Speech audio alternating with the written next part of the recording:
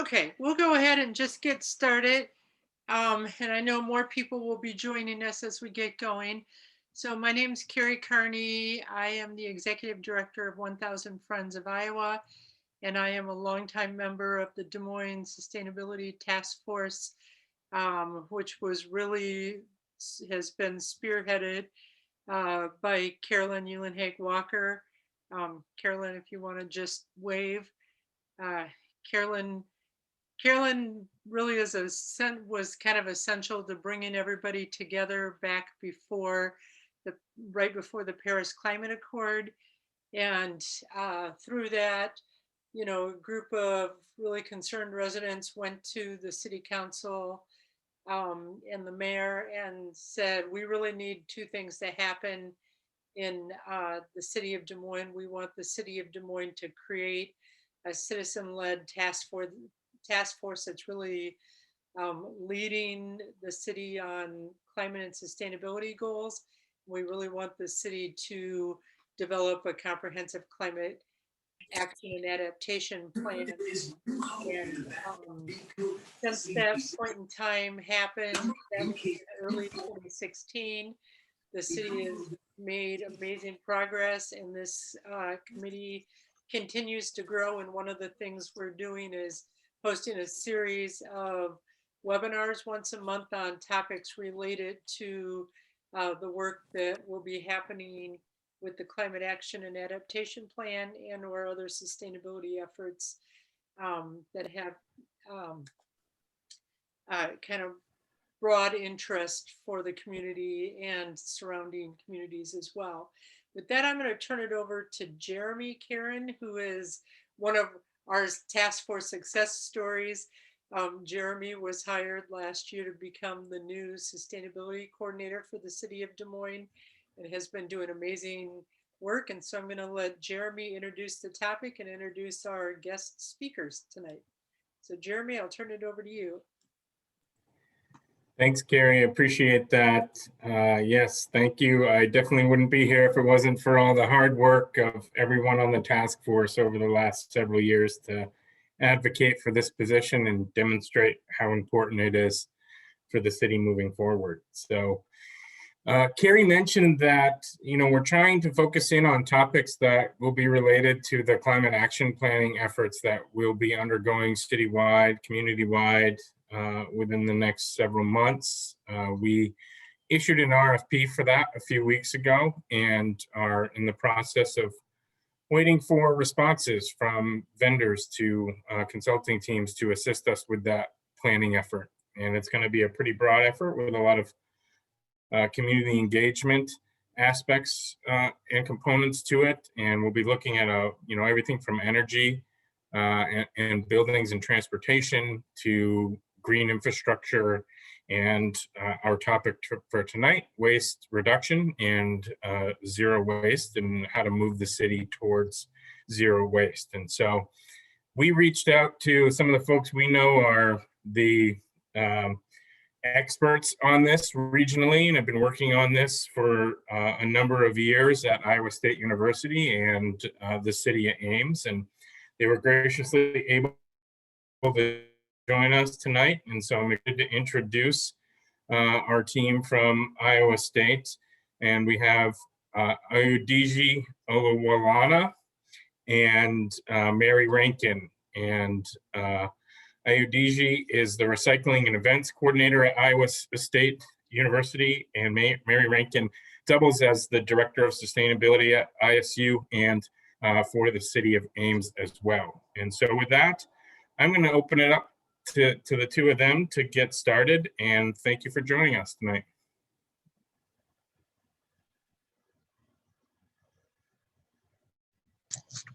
Yeah, thank you so much. Thanks for bringing me here. I'm a little bit stuffed tonight. I think I probably have some allergies going on, so please pardon me for my for my cracked voice. And Mary is gonna be joining us via phone. She's on the road tonight, so she's gonna be popping in, and I've put together some presentations for the purpose of this discussion tonight, and I'm just gonna walk you through all of that. see if I can share my screen here.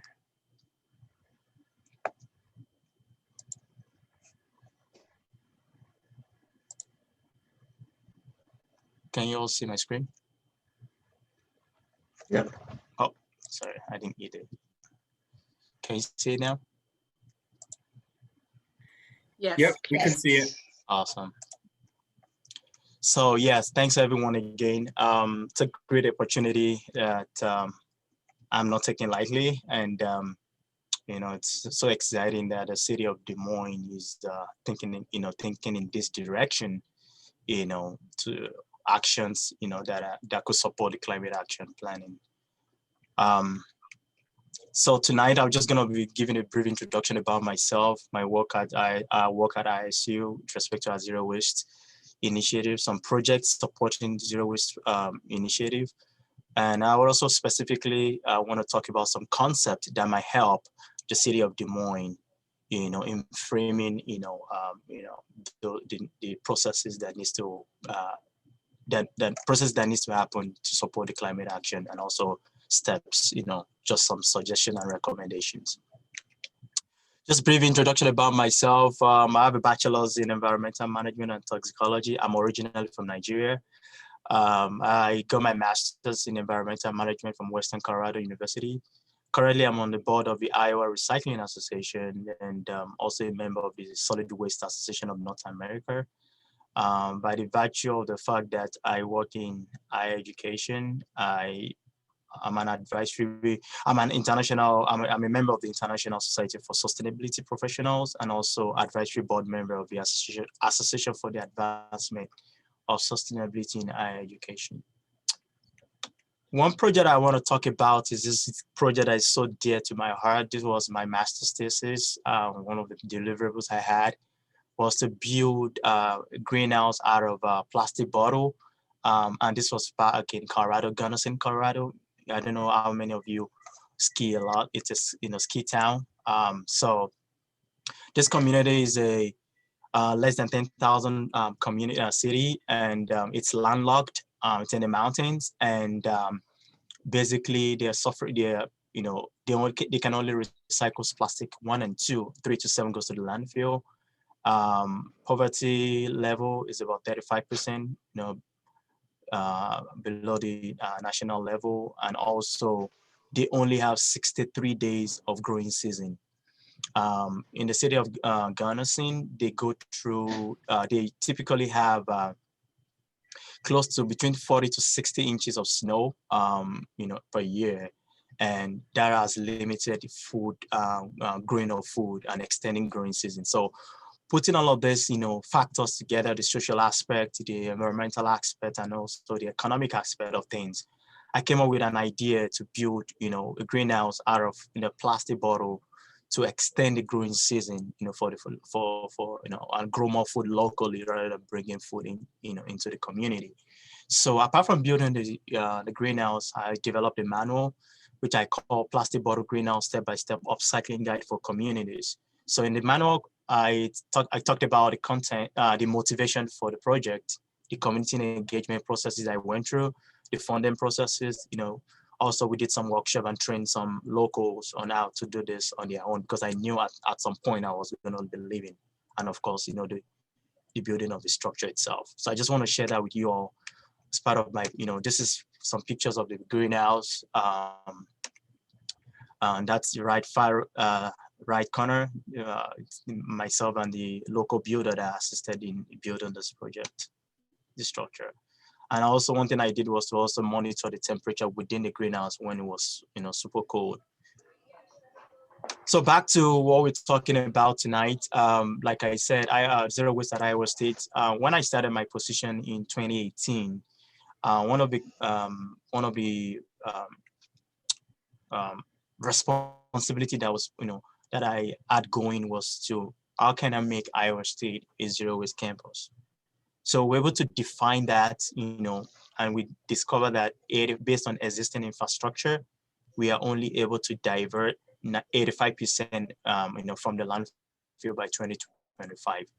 The rest 50%, there's nothing we could do to that. So that's how we define our own zero waste. So our zero waste means 85% of our waste will not end up in the landfill by 2025.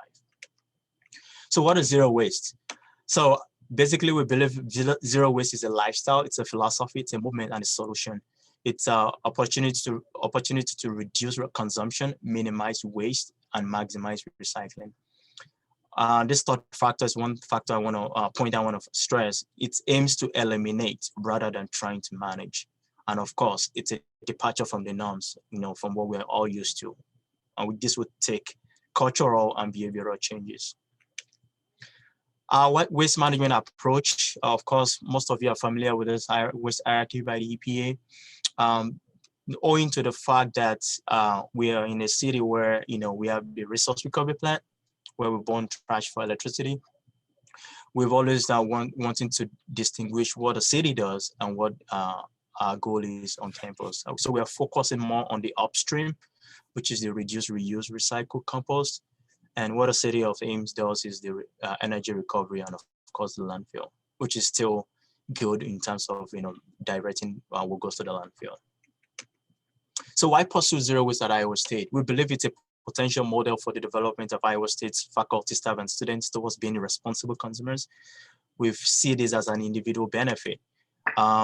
Economic benefit of pursuing zero waste in fiscal year 19, by just going zero waste, we're able to save close to $12,000 in just kind of realigning our operations towards supporting our zero waste goal.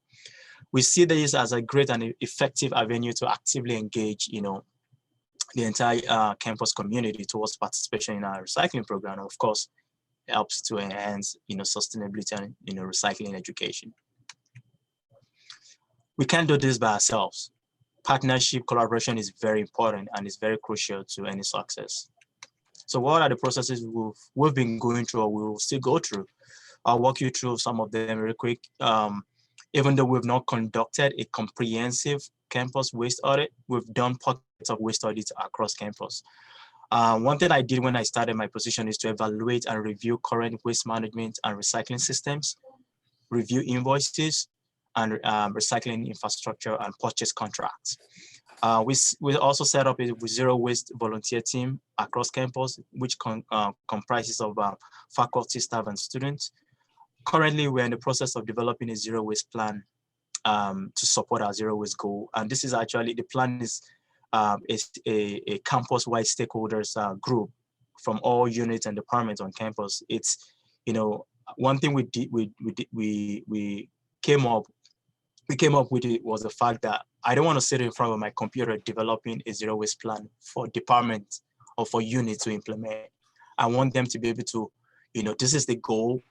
This is what we're trying to achieve, 85% diversion. What are those operations within your department, within your units that support these goals? Write those guidelines, and that's how we develop in the plan. And after that, this will go to the university sustainability team for review. And of course, after that goes to the president for approval. We also, as part of the process, ensuring that our communication and marketing strategies are very top-notch. Our goal is to be able to engage at least 80 to 90% of campus community on our zero waste initiative. Communication goal is also very important. As part of the zero waste plan, the communication plan is included in that just to make sure that we're supporting this goal. I talked about the zero waste team. It's a volunteer-based group, comprises of faculty, staff, and students. And this is a group of people that are passionate about the university zero waste efforts, recycling, and sustainability in general. This group serves as advocates for the zero waste program across campus to engage peers and colleagues in their respective departments and buildings. And of course, our goal long-term is to be able to have this group volunteer at athletic events, to educate fans and possibly divert recyclables and compost food waste at games. So why zero waste? Why zero waste team? Pardon me. This group, we believe, play a critical role in supporting our zero waste goal of achieving our 85% diversion from the landfill by 2025. And of course, this team is very strategic in bringing awareness to the to the reduce, reuse, and recycle compost model that I shared earlier on. Again, going to partnership, we've collaborated. We can't do this by ourselves in facilities where my office is domiciled. We collaborate with quite a number of entities across campus and outside the university. One of many of such examples are listed on the slide. Department of Residence, we implemented an in-room recycling model where each student have their own bins in their rooms and they're responsible for managing that. We're developing a zero waste game day with athletics. You can imagine in 2019, the Iowa State game generated 50 tons of trash in a 7-hour game. That's 100,000 pounds, which is insane. I'm working closely with the procurement services, making sure that contracts, that are being administered across campus are sustainable, cost effective, and reduce the campus waste footprint.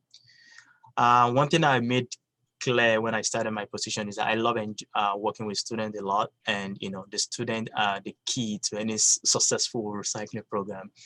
So we've been working on several projects. I have a student-focused recycling team that I touch base with every time on projects.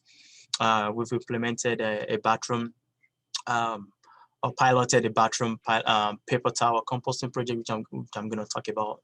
America Recycles Day, it's an opportunity for us to engage the rest of campus on that specific day. We've done surveys, on single-use plastics and, gain student bodies, knowledge about, the recycling program. Academic department, I've collaborated with the professors on capstone classes, semester-long projects, I guess lecture in classrooms. We also in partnership with the ISU teaching firm. One of the projects which I'm going to talk about extensively about, is reusing cardboard generated on campus. We shred them and use them for animal bedding and compost. I talked about external partner, Iowa Waste Exchange. They are very critical to our zero waste initiative. So this is a material exchange program of the Iowa GNR. They are responsible for finding new homes for product or generated by Iowa institutions and businesses. They keep waste out of landfill into our economy.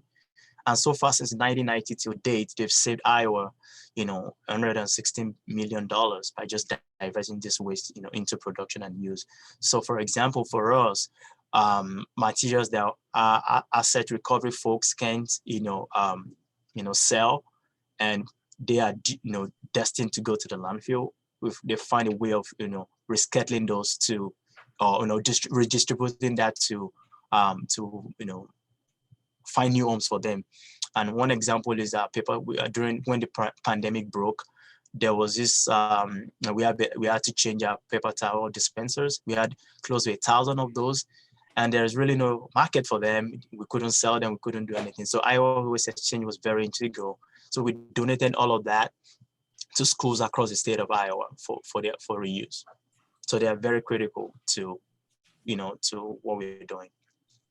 So I want to talk about our Zero Waste Project initiative. I talked about the cardboard reuse project, reusing cardboard generated on campus for animal bedding and compost. The bathroom paper towel diversion project, diverting paper towels from trash dumpsters for composting.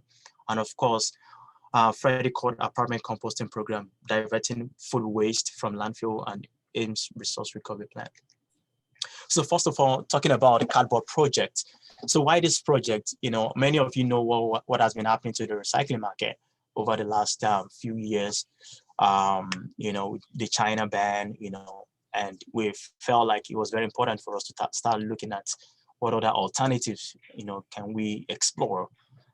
Because for us on campus, we generate close to 70 tons of cardboard per month. That's about 280 tons per semester. And like I mentioned, prior to 2018, built cardboard used to be a commodity. It generates revenue, but not anymore.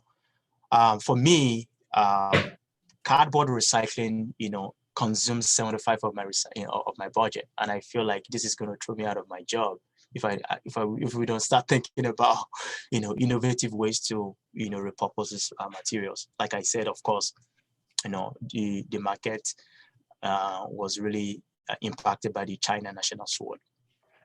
And this has really impacted US communities, just led to put in, increased cost, for communities that are still recycling. Many communities, across the country have stopped recycling because they couldn't keep up with the, rising costs of, recycling these materials, which has actually led to this recyclables ending up in the landfill. And of course, this project aligns so much with what the Iowa Department of Natural Resources is trying to do, the Sustainable Materials Management Vision, which I'm going to talk about in a second. So how did we address this problem? So our solution was focused on 3 main platforms: innovation, cost effectiveness, and self-sufficiency. We want to make sure that, or ensure that, the cardboard is put to best use, and they're managed effectively to its full life cycle to promote circularity and long-term sustainability. We sought solutions, campus-wide through partnership and collaboration. This is very key. Our solution.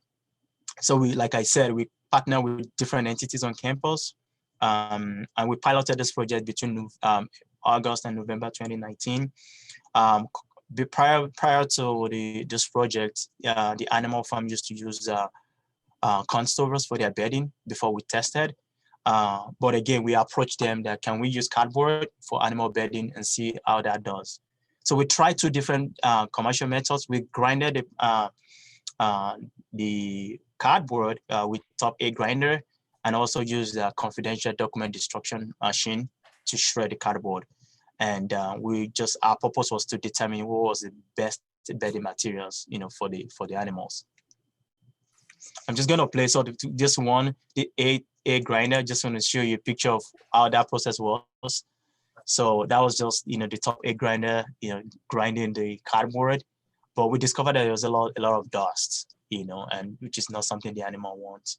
And the second one is, this is a vendor we use for our document destruction, confidential document destruction, and they were gracious enough to, shred some of the cardboard that we use for the testing. Again, we discovered that, after trying the 2 methods, the shredding method actually produced a baleable kind of cardboard that were quickly processed. And that was what we used. We applied that for bedding for 2 months, and we compared that with corn stovers to determine its effectiveness. We experimented with 8 animal pens on the same schedule, placing 4 with shredded cardboard and the other 1 on corn stovers. 4 pens were stocked lightly, that is 4 animals per pen, and another pen is stocked heavily, like 7 animals per pen. The cows were bedded, twice, weekly for 4 weeks, and the pen cleaned out, after 4 weeks, with pictures taken regularly to compare results, as well as study the behavior of the animals. Our results. So for the shredded cardboard pen, we discovered that the pen remained dry. After 4 days, the cow were clean and the feed intake was very consistent. We discovered that shredded cardboard gave better absorbent characteristics, which was what we're looking for. And the cattle or the cows that we tried it on appeared comfortable on the cardboard bedding than the corn stalk. Other observed benefit is that the bedding was environmentally and health friendly for the animals. There were no dust and potential molds, which is significant with respect to corn stovers. And the cattle, unlike the corn stovers, didn't have any tendencies to eat the shredded cardboard. On the other hand, pens showed, for the corn stalk, the pens showed poor absorbent properties after 4 days, making the animal dirty, uncomfortable, and food intake remained inconsistent. The pen the pen with corn stalk produced dust, and animal consumption of the corn stovers really affected animal research. After that, after the pens were cleaned out, we sent this for compost. ISU is blessed with these systems. We have a ISU compost facility, and we sent those to to the compost, and we went further by doing some manual analysis, and we discovered that we tried to see which one is far better between cardboard bedding and also the corn stovers. But we discovered that the cardboard composted bedding composted denser than corn stovers and process cardboard bedding composted much more faster than corn stalks. However, because of the requirement of our soil that we're applying the compost to, composted corn stovers add higher nutrient values compared to cardboard compost, with conclusion made only, emphasize the word only, on the soil requirement on the farm. The soil requirements or soil nutrient requirement for our soil might be different in another location, which might potentially make the cardboard, compost much more better. But like I said, this characterization may not apply to other farms with different soil requirement. And not only that, we also produce outreach materials just to engage campus. And these were produced by a capstone class that we worked with, just to educate in the campus of what we don't want in the cardboard dumpster and the purpose of why we're using the cardboard. And like I said, this was piloted and we're in the phase of moving forward into full-scale production. And when that time comes, I think it will be very interesting. Iowa State, as far as we're concerned, is the only university in the country that's actually used shredded cardboard, generated on campus for animal bedding and compost. I'll talk about the paper towel diversion project. In ISU, paper towels constitute close to 40% by volume of materials that we found in our campus dumpster. And the reason why we explored this project was, to keep paper towels from the landfill and also use them for soil enrichment through, the compost facility. So we engaged, in this pilot in beginning of March and ended just a few days ago at our VetMed complex. We actually chose the VetMed complex as a result of the fact that, most buildings on campus are still operating, not in full capacity, but VetMed has always been, the same even, throughout the pandemic. So we developed signs, just to during this pilot, to explain the process to building occupants and what goes where with the bin.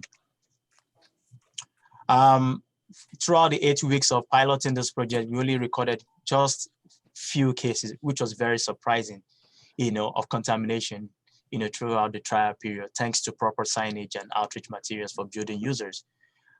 We have plans to scale this up to the rest of the, veterinary building complex and also to some selected buildings on campus. We are doing this in phases. We just don't want to, scale it up across, the campus just like that. One thing we did was we used compostable bags for the paper towels. We tried this bag out first at the compost facility to see how easy they break down.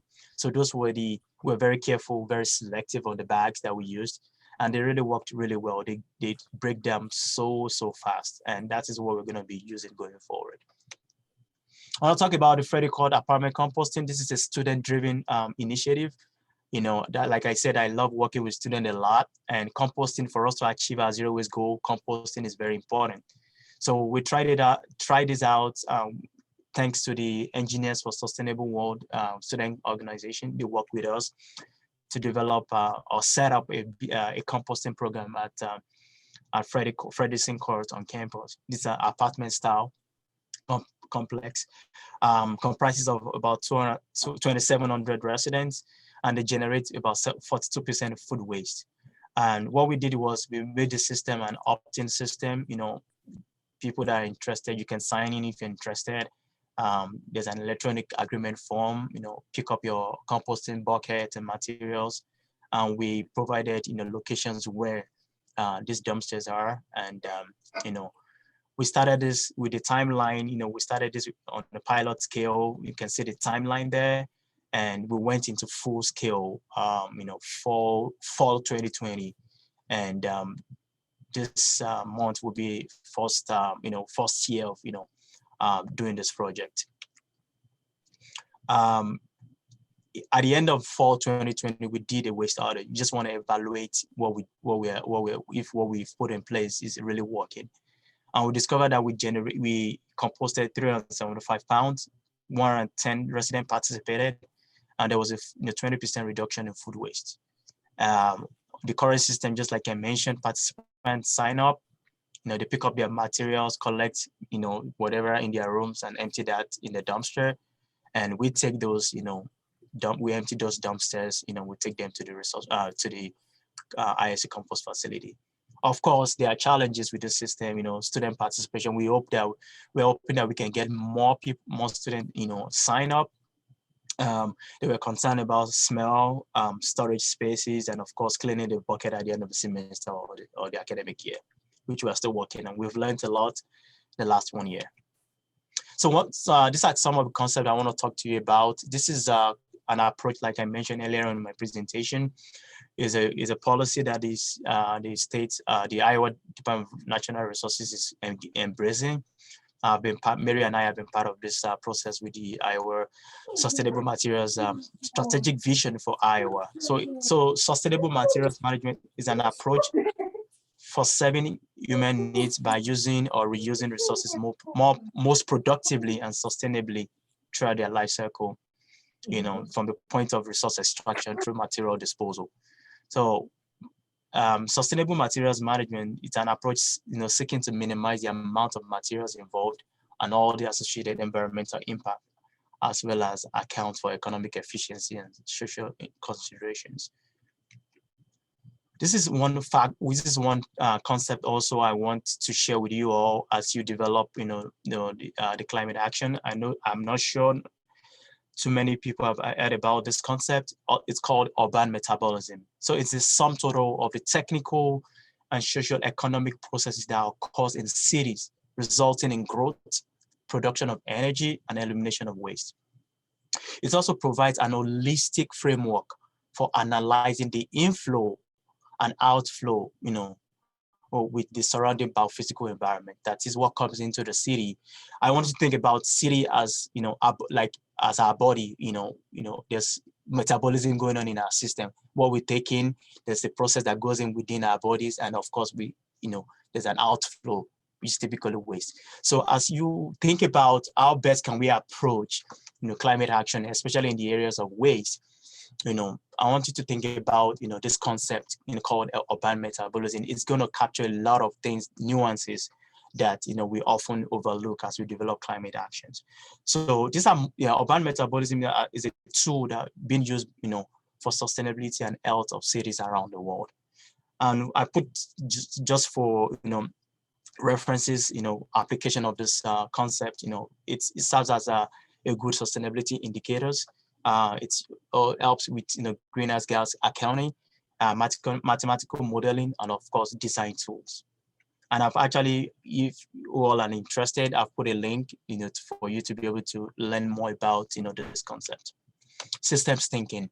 I'm a big fan of system thinking. I believe system thinking approach is very key for the city of Des Moines to be able to achieve the climate action. It's very, very important to start thinking about this, and what does system thinking involve? It's a willingness to see a situation more fully, to recognize that we are interrelated, to acknowledge that there are often multiple interventions to a problem, and of course to champion intervention that seems unpopular. So for us, that's an approach we've adopted, that we recognize in the fact that these problems we are trying to solve does not happen from one stream. They are interrelated problems, and the solution they are providing has to be approached that way as well. So as you all think about, what's the next step? What do we do next? Think about the city as a system. What are the problems we're trying to solve? What are the interconnectedness that's involved? And identifying those, interconnectedness will help, you all provide, tangible or realistic solution, towards, the climate action with respect to waste. So my next steps recommendation for the city of Des Moines, just quick, thinking about everything. I think based on what the email Carrie shared with me, I think for next steps, I think the city needs to conduct a citywide waste audit to gather data. Without data, you won't be able to move forward. You don't even know what to do, Data is very important. That's one thing we are doing on campus here, to be able to identify where's this waste, where are they coming from, who are those generating this waste, and all of that. The second point I have, steps or recommendation, is, define, your actionable goals. What do you want to achieve? How does, sustainable materials management or zero waste efforts, support the climate action? And of course, one key thing I want to, overemphasize is stakeholders engagement. It's very key. That's one thing that we have going for us on campus. We engage a lot of our stakeholders, identifying them, and then engaging them. Businesses, residents, religious group, nonprofit, schools. For us, I work with Ames High School right now. I'm in the process of helping them develop, a recycling system. Piloting the system, starting first with the Ames High School, but the end goal, is to be able to encourage waste reduction within the school district. And that's what we're doing now, and we're in that process as well. And also knowing fully well that once we are able to, encourage these young minds, kind of capture their mind, influence their behavior, in the school district. When they come to ISU, it's easier for us. It makes the work super easy for us for some of them coming to ISU. Communication and marketing is very important. You need to be able to work on what are the communication strategies that you need to put in place, and what are the marketing things that needs to happen. Like I mentioned earlier on, I think I'm going to overflow this, pardon me for saying that. I think next steps is I want you to closely look into that concept of urban metabolism as your guiding principle, and system thinking, to support this climate action.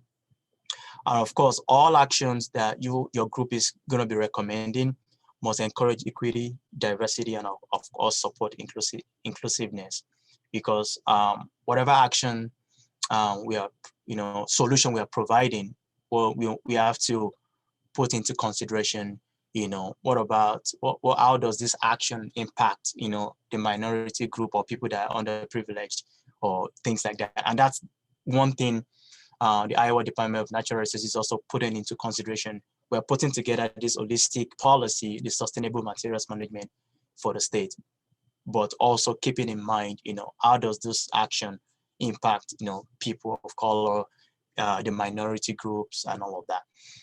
Of course, lastly, my point is you have to educate, engage, and empower citizens to support your goal. So that's all I have right now. And thanks for listening. This is my contact information. I'm happy to answer any questions. Thank you. I'll stop sharing my screen now. Great, thank you so much. That is really interesting. And as somebody who raises sheep, I am kind of excited about the cardboard bedding aspect of it, because the absorbency is really a big deal. So I kind of like that. I will open it up if folks have some questions. It's some pretty interesting and exciting things here. So people can either unmute themselves and jump in. I'll go ahead and make us so that we can see everybody again. And I see Julia mentioned that her daughter and her roommate are participating in Freddie Court composting program. Yeah, I'm glad that they like it and they're enjoying it. So yeah, good feedback. Thanks, Julia. Ayodeji, this is Sheila Kanoplo Odole, and I'm just curious how you came to be at Iowa State and got interested in sustainability. You're muted. Oh, I'm sorry. Yes, thanks for that question. And it's an humbling experience for me. Like I said, I'm originally from Nigeria, and what got me into this field and why I'm so passionate about this is as a result of a little story I'd like to share. In 2012, back home, there was this huge flood disaster that happened. And my family was impacted, and due to the fact that we have a poor waste management system in the country, and the drain, it's when it's just very interesting because of the lack of infrastructure to support waste generation in those kind of communities. People feel like when it's raining, that's an opportunity for them to, throw out their garbage in the drains so that the rain will, wash it away. So that has actually blocked, the drains, and we had this rain for like 2 weeks nonstop. It was that bad, and that really caused a lot of flooding. And we lost properties, we lost some family friends due to the flooding. And as someone then, I was working as an administrator at a university back home then, and despite the fact that I had a background in environmental management, as my that's where I got my bachelor's in, I felt like, with all of this experience, personal experience and impact of climate change, I think I need to do something. I think humanity needs me now than ever before. And that's why all my life, from that point till now, I've dedicated my life to, looking for ways that, because waste has no boundaries. Waste is in America, is waste in Africa, is Asia and all of that. So I feel like, whatever I can do, to support, innovative solutions. I'm a very pragmatic person when it comes to thinking out of the box, to support, systems that are really lacking, like systems that are struggling, to be able to help them build that resiliency. Because talking about climate change is just right in front of us. And unfortunately, especially speaking about the US, we've not really invested in infrastructure that will build that resiliency against, to be able to withstand, what climate change is throwing at us. And the earlier we do that, the better for us. And that's why I'm involved in all of those projects. I always want to think about, Mary just look at me, I was like, you're crazy, just come up with, things that I just like, because I've been impacted. I've always told folks that it's not about the money in totality, but it's about the passion, knowing fully well where I'm coming from. I've been impacted by poor waste management, and I'm dedicated, my life to this, to humanity, and whatever I can, in any area I can support, making sure that, materials are, we do the right thing, to save this one planet that we have is what I'm committed to. Very good. It sounds like you set up a great system in Ames there and Yeah. for Iowa State. And Yeah. I'm sure they very much appreciate it. Yeah. Thanks. What other questions do people have? Looks like Carolyn has one. Hi. You mentioned the Iowa DNR Sustainability Materials Management Plan. Yes. Can you elaborate on that just a little bit, what that is with the Iowa DNR? I know Mary's on the call. I can talk about it, but I don't know if Mary wants to talk about that. Mary? Okay.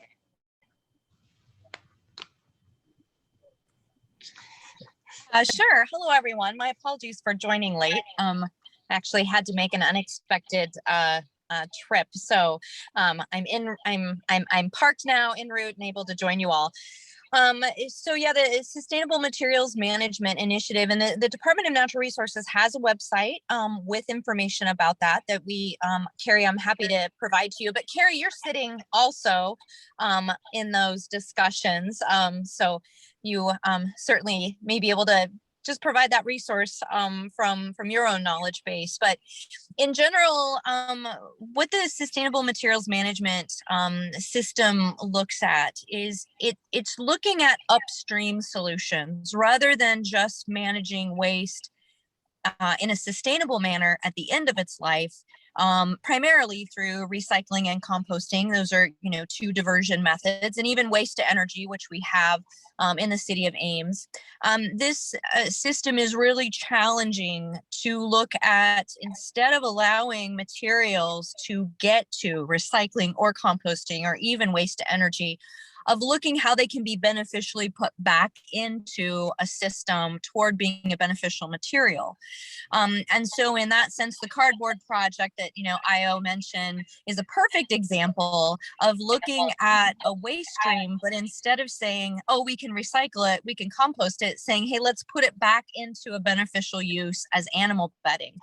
And so that's where that system really varies differently from, for example, the Environmental Protection Agency waste management hierarchy, where it's looking at, of course, reduce things, but then, looking at recycling and looking at composting just to, avoid at all costs landfilling. The sustainable materials management really says we really want to avoid even recycling and composting. We really want to find a beneficial use for these materials back into another system to reduce then that reliance on virgin materials and those processes. And so, it's really very interesting, this process. Like I mentioned, Carrie's been involved in it. And I think the Department of Natural Resources, it's very important for them that they have a number of perspectives that weigh in on this, a number of, experiences that people have had, things they have observed as they continue on through this process. But there are only a handful of states, maybe 5 states in the country that have looked at putting a policy like this into place. And so this would be so exciting for Iowa to be, on the really cutting edge of this. And I know, again, Carrie's been involved in this, but I know the perspective from the city of Des Moines is very beneficial and very valuable to this process as well. Okay, thank you. Sure. And I also provided the link to that page on the Department of Natural Resources website as well. Thanks, and I'll just add that the city of Des Moines, myself, I'm participating in those discussions as well and providing feedback from the city's official perspective as well. And I think we've looped in some of the public works folks to that discussion also. Yeah, that's great. I guess I was basing on who I'm making sure that I see on the participant list every time. And the list is really long, Jeremy. So if I missed your name, I apologize. But I had no doubt you were front and center in the discussions as well. Yeah, no problem. I think I got into the discussion a little late in the game, but we'll keep up with it from now on. Right, other questions that folks have? I have a quick question for IO as well. Have you tried any gamification strategies at ISU to sort of create a competition amongst different departments or student dorms, things like that, to compete against one another to see who can reduce the most amount of waste? Yes and no. Yes, in the sense that typically we do have not necessarily a competition, but probably within departments, within a particular building. Like for example, we'll give FPNM, like our general services building, we're piloting some office recycling program, sometimes in 2019, and we were kind of like competing against the first floor, the middle floor, this kind of thing. But it's like out building to building, not yet. But for the students, the only thing we've gone close to is probably just using the Recycle Mania competition. It's a collegiate recycling competition among colleges and universities in the country. Basically, it's just telling them like, hey, you can actually compete floor by floor, or probably Freddy court against another dorm, things like that. So, but it's something that we plan on doing. I think we had a lot of setback with the pandemic, but hopefully, whenever everybody returns back to campus, those are things that we're going to be doing just to make sure that we motivate and kind of encourage folks. Yeah, I think I would just add too that there's always consideration, and IO's been so thoughtful about this in having discussions, with our building supervisors and with different groups to participate. But there's always just that challenge of ensuring you have that consistent measurement, across the board as you look at having those competitions. And then we have to be very mindful as far as how we can streamline the extra effort we're asking people to do, and that it can work.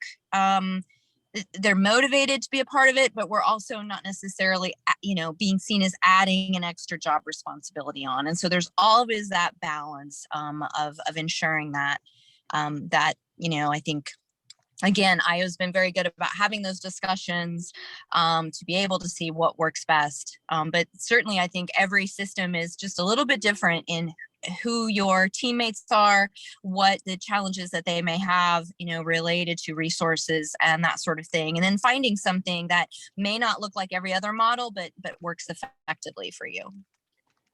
Mary, that's I think a good segue to your work with the city of Ames. Is the city looking at any of these challenges? And obviously the city has a waste to energy plant, and has been looking at retrofits to that facility, and just kind of curious what's happening on the city side as well. Yeah, so related to waste, we did just get a approval from council to hire a consultant to look at how we want to move forward with that waste to energy system, realizing it's been a system that's been in place for quite some time, and looking at different efficiencies, or is it really a type of new system or new process that we want to look at. So that is in place. We expect the consultant to have a recommendation to council by November in order to then put forward a budget request of moving forward with the project. So we're excited to see where that moves. But alongside that, that gets back to sort of the sustainable materials management component. We really want to address material way before they get to that system, so that system really is sort of this last little push for landfill diversion, rather than putting all the eggs in that basket. And so, to that regard, the city has been looking diligently at what determines beneficial waste versus non-beneficial waste with regard to the Resource Recovery Center. There's sort of this misnomer that, put everything in the garbage and poof, it becomes electricity. And that certainly is not the case. And in fact, we still have, depending upon the year, depending upon the types of material going into our waste stream, we're still having 35 to 40% of it usually being landfilled. And so we really are working at addressing that. And so that has led to a new food waste diversion program that the city is embarking on. They're really looking at the opportunity to incorporate food waste into a biodigester within our water treatment plant, which would, and then providing that electricity to run that system. So that's something we're very excited about. We are also looking at, city events toward increasing education and awareness related to our community, and offering, as Io mentioned, that education, that engagement, and that empowerment. And one of the big projects, as simple as it sounds, that really has been accomplishing that effectively. We will embark this year on the 4th year of this project. We have like a huge garage sale, basically, is what it equates to, during the changes of our lease for our students. What we basically do, we got this idea from Iowa City, first of all, was we offer a drop off for anything that individuals have when they're moving out that they no longer want to take with them. And we basically price it to sell, to allow assistance to other individuals in the community. And we do this over a period. This year will be 9 days. Usually it's 9 to 11 days, something like that. And again, while it sounds simple, the last time we did this, which was 2 years ago, we weren't able to do it last year, but 2 years ago, we kept over an 11-day period, 58 tons of material out of the landfill. And so I think as well as offering that event, it has also inspired people to look for, to think that, gosh, I have this, it's not really worth anything, I'm going to put it out on the curb, but to see that that really is something that's of interest. And so we've seen an uptick, related to our bartering sites and donations and those different things. So anyway, those are some on the ground things that we're doing to empower the community. I think that's such an important part, is empowering your community along with those things that you incorporate into your operations. It really has to go hand in hand. And we hope that when people leave our community, they have this great stewardship ethic that they look for in other communities. And certainly for Ames, over half of our population being students, we really hope that we are giving them the tools and the awareness to go forth and do great things. I hope that answered your question, Jeremy. Absolutely does. Thanks for all that info. I'll be reaching out to you to follow up on a number of those things. Oh, I look forward to it. And I will definitely be connecting with you on so many things that you guys have going on. Such great work, everyone. Oh my goodness. I'm so excited to continue to watch all the great progress you're making. Thank you. Yeah, and we're watching all the great progress you guys are making up there too. So it's really good to learn from each other. Any other questions?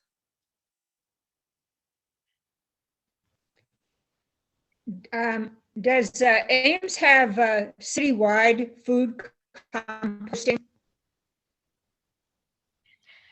So what we do is we do not have a pickup. We don't have citywide pickup, so to speak, but we do have a centralized drop-off location for food waste. And that is for anyone in our Ames community. There's no charge to do that. And then the material is composted. Okay. Other questions?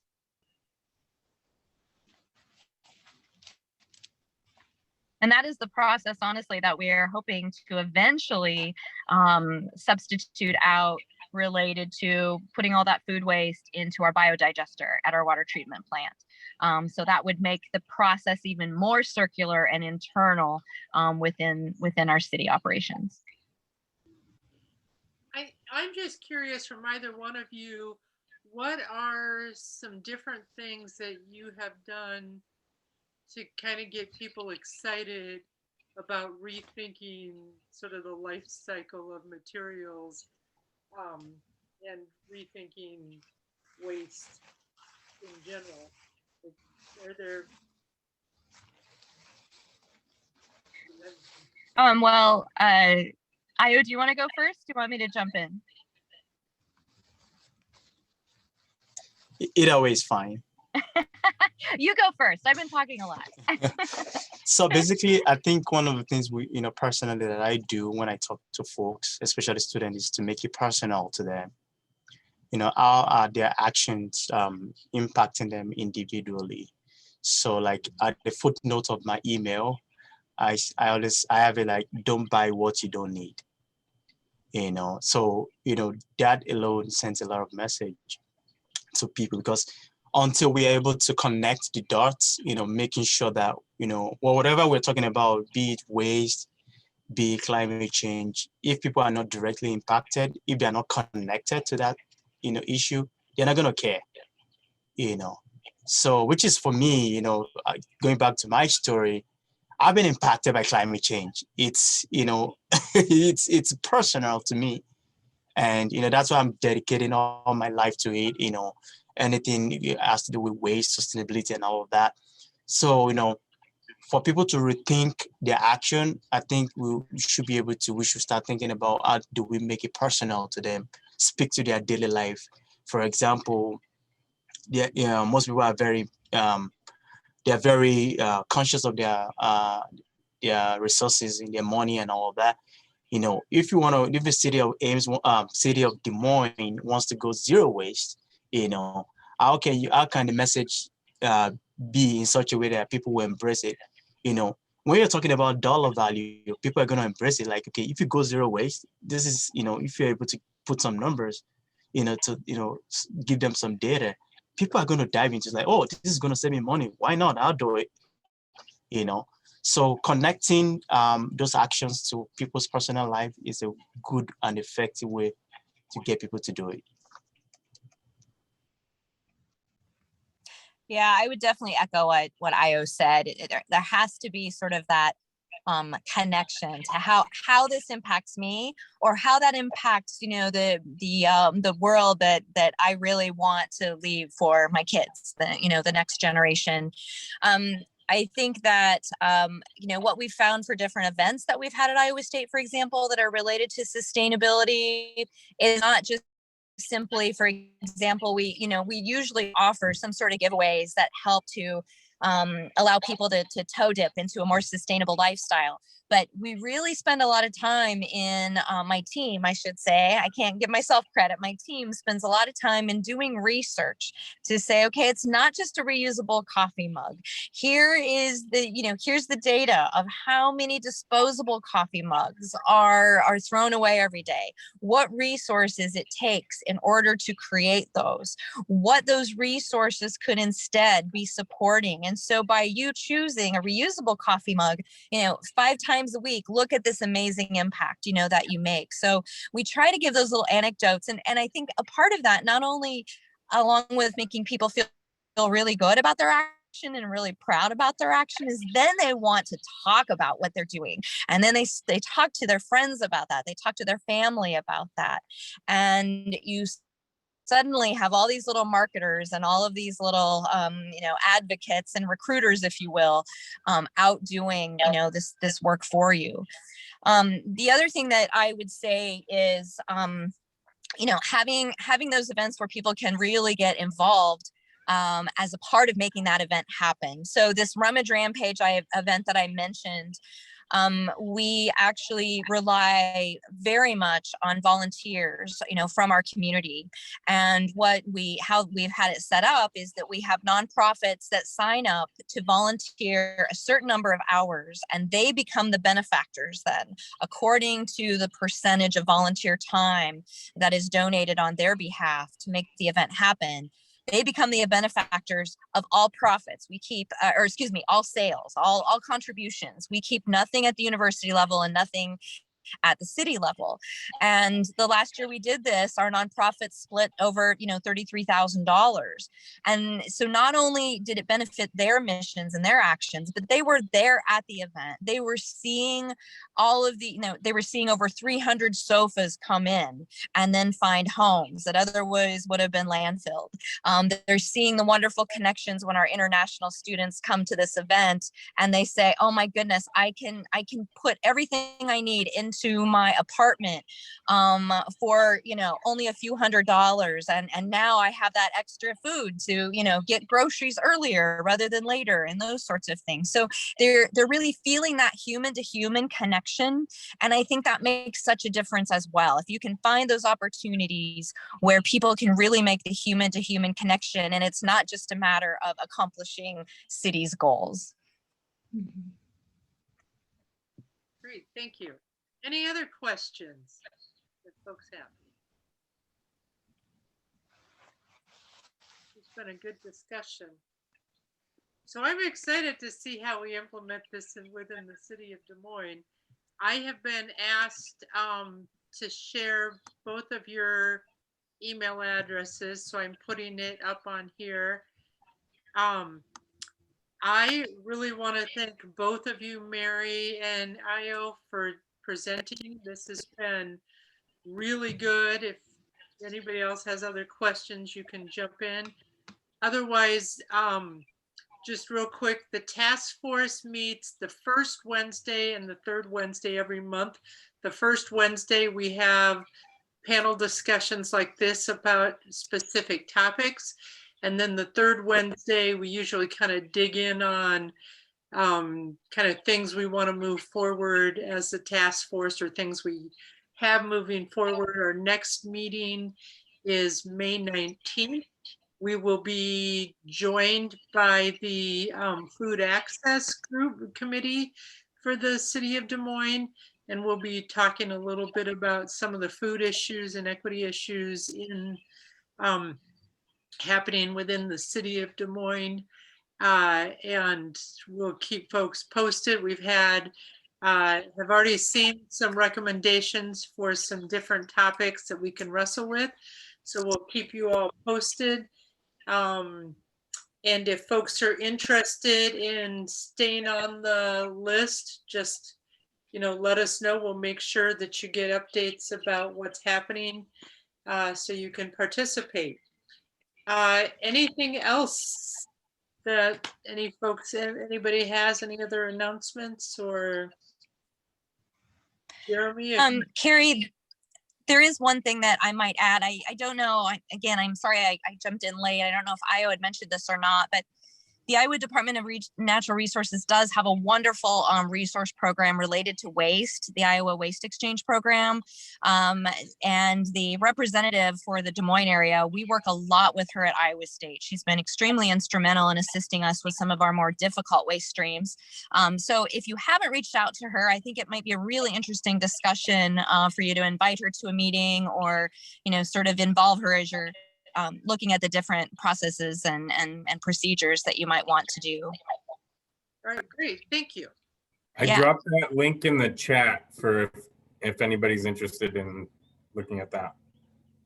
Yeah, Shelley is really phenomenal to work with. So it just might be of interest, just, different viewpoints. And Shelley has some, wonderful success stories of things you would never imagine, that you could find benefit for. So anyway, just wanted to mention that.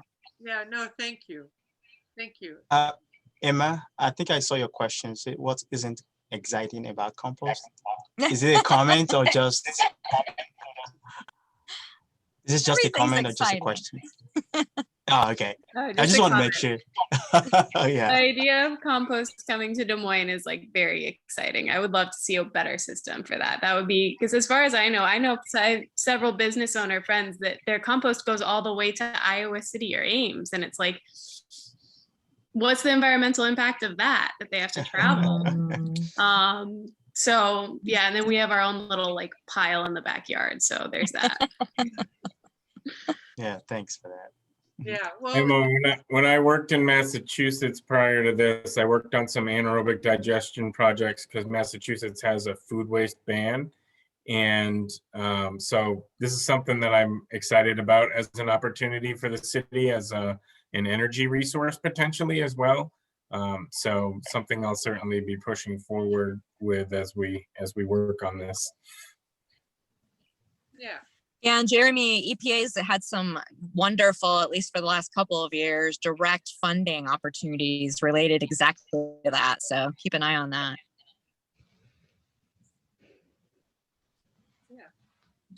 Yeah, who knows? We might have to, 1,000 Friends of Iowa does an awards program that we recognize cities for various, smart growth and sustainable projects. And we might have to add a waste category in there here coming up with some of the exciting things that have been happening. So That's a great idea, Carrie. Yeah. Mm-hmm. I'd like to see Des Moines do a rummage. I know in Iowa City, they call it rummage in the ramp. And because I have a t-shirt from back in the day when I used to live there, but it's what Mary was talking about where they bring their furniture or whatever that they don't want. And then the proceeds get split among our nonprofits. I'd love to see Des Moines get something like that started too. yeah. Cool. Lots of work for you, Jeremy. And for all of us. All of us. We'll Never help, a of course. shortage of work, so I'm gonna recruit all of you to help on this. Yeah. We'll help. We'll help. This is great. Does anybody have anything else? Any other comments, announcements? Otherwise, Marion, Io, thank you so much again. This was really, really helpful, really useful. We truly appreciate the suggestions also that you made and had in your slides. I think that's something that we'll be digging into a little bit more as we're going forward on this. Otherwise, thank you, everyone. And we are recording this, so we'll share it with folks, and you can share it out to others as well, because this was really helpful. So thank you so much, and everybody have a good night. Yeah, thank you. Thank Thank you. you. Take care. Night. Thank you. Yes.